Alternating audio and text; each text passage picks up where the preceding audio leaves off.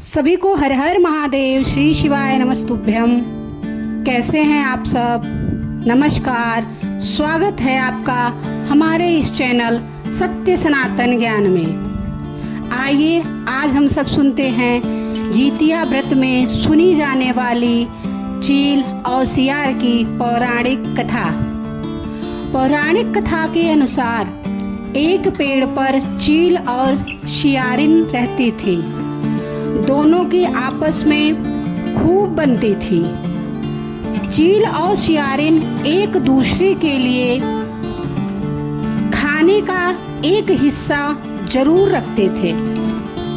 एक दिन गांव की औरतें जितिया व्रत की तैयारी कर रही थी।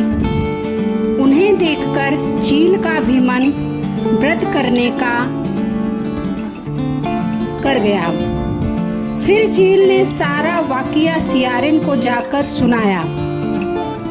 तब दोनों ने तय किया कि वो भी जितिया का व्रत करेंगी। लेकिन अगले दिन जब दोनों ने व्रत रखा तो सियारिन को भूख और प्यास दोनों लगने लगी।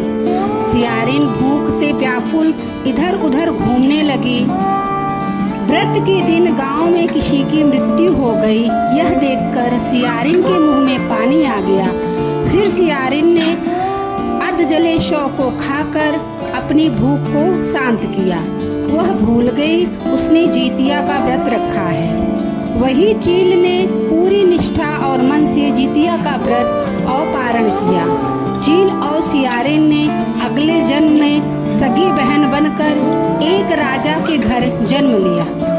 चील बड़ी बहन बनी और सियारिन छोटी बहन। दोनों का विवाह राजा के घर में हुआ। चील ने 7 बेटों को जन्म दिया। वहीं सियारिन के बच्चे जन्म लेते ही मर जाते। ऐसे में अपनी बहन को सुखी और खुश देखकर सियारिन अंदर अंदर से जलने लगी और उसने चील के 7 बेटों को मरवा दिया। सियारिन के 7 बेटों को सिर कटवाकर उसने चील के घर भिजवा दिया। यह सब देखकर भगवान जिमुतवाहन ने मिट्टी से 7 भाइयों के सिर बनाए और सभी के सिरों को उसके धड़ से जोड़कर उस पर अमृत छिड़ककर उन्हें जीवित कर दिया। वही जो कटे सिर सियारिन ने भेजे थे वो सब फल में बदल गए। अपनी बहन से रोने की आवाज न सुनकर सियारिन व्याकुल हो उठी और वहां जाकर सारा माजरा जानने पहुंच गई। सियारिन सारी बातें जब चील को बताई, कहते हैं कि तब चील ने उसे पिछले जन्म की सारी बातें बताई और ये सब सुनकर सियारिन को अपनी गलती का पश्चाताप होने लगा। इसके बाद चील सियारिन को उसी पेड़ के पास ले गई और भगवान जिमुतवाहन की कृपा से उसी सारी बातें याद आ गई। इससे सियारिन इतनी दुखी हुई कि उसकी मौत उसी पेड़ के पास हो गई। राजा को जब इस बात की जानकारी मिली तब उन्होंने सियारिन का दाह संस्कार उसी पेड़ के पास करा दिया। आइए अब हम सुनते हैं जितिया व्रत की दूसरी पावन कथा। यह कथा महाभारत काल से जुड़ा हुआ है।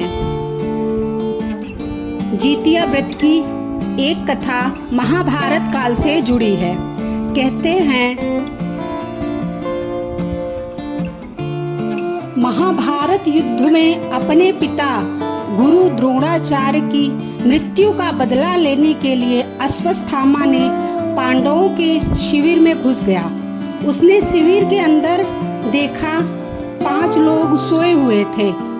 अश्वत्थामा ने उन 5 लोगों को 5 पांडव समझकर मार दिया, परंतु वे द्रौपदी और पांडवों की 5 संतानें थीं। उसके उपरांत अर्जुन ने अश्वत्थामा की दिव्य मणि उसके माथे से निकाल ली।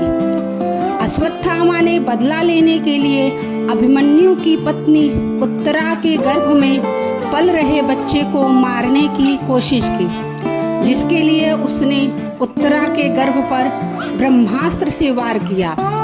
तब भगवान श्री कृष्ण ने उत्तरा की अजन्मी संतान को फिर से जीवित कर दिया। पुनः जीवित होने के कारण उसका नाम जीवित पुत्र पड़ा।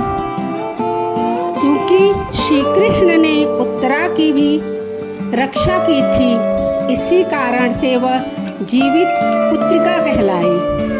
ऐसी मान्यता है कि इस घटना के बाद से ही जीतिया व्रत का आरंभ हुआ। कथा कैसी लगी सभी कमेंट में जरूर बताना।